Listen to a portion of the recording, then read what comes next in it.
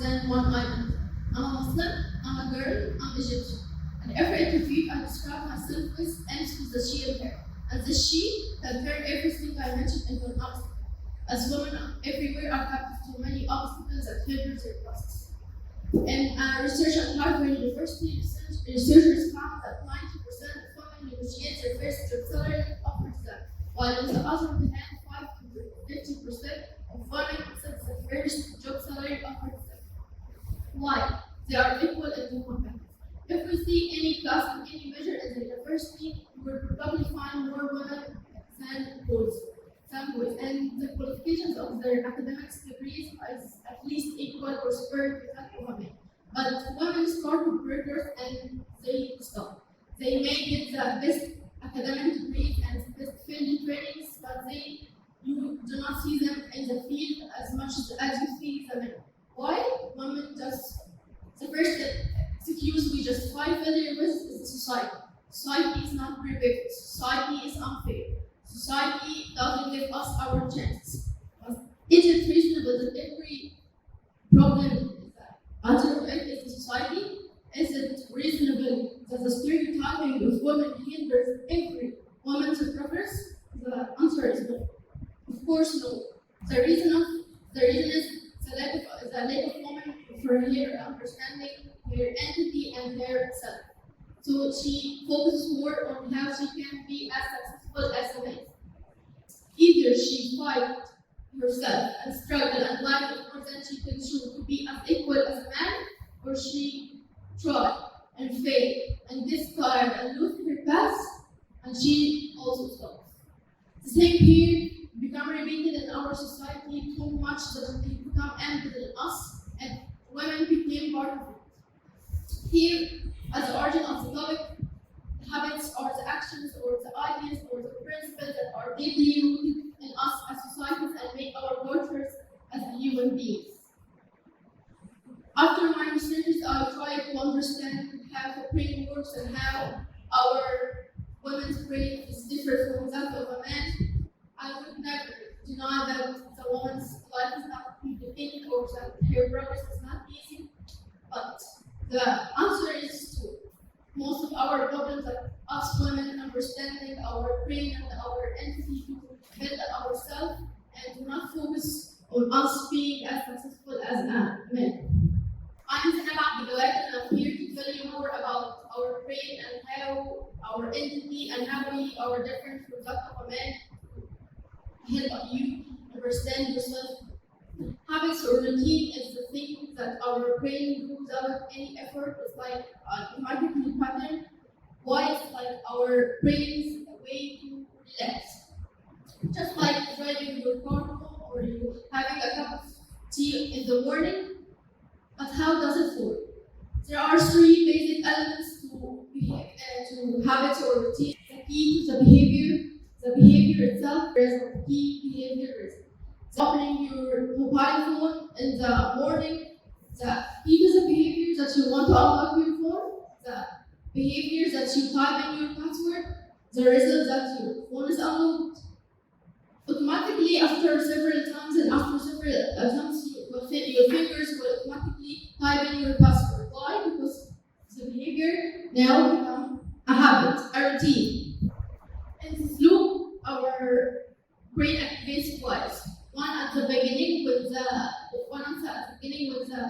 when you do the action, and one at the end when you get the result what you want from this action.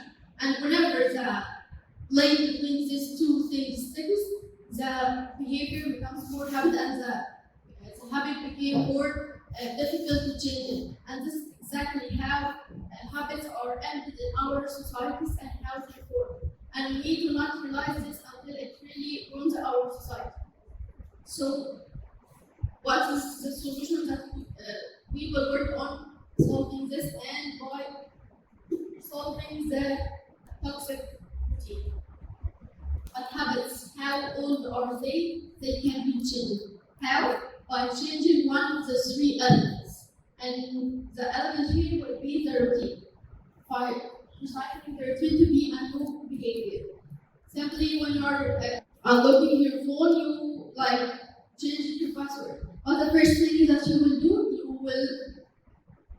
plug in the old password, but it won't open because you plug in the old password, but you will get used to it after several attempts.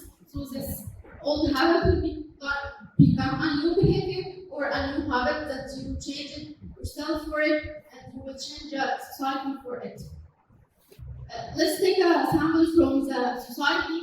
The first slow for the man sees, he will obviously assume it's a woman. And the digital behavior, he will feel satisfied or a gentleman, and the result, he will not honk the horn or something. But the woman on the other side, in the moment she's used to the moment she uses that beep beep, she gets frustrated and feels so much confident. If the woman realizes that the behavior is a habit and she can change it, for example, she will replace the attention and the confusion by ignoring the man, or even by honking her board back. The result, she will have a great effect on her mental health, and she will restore her confidence in herself. The related thing here, and it's related to the man's habit and the community's habit.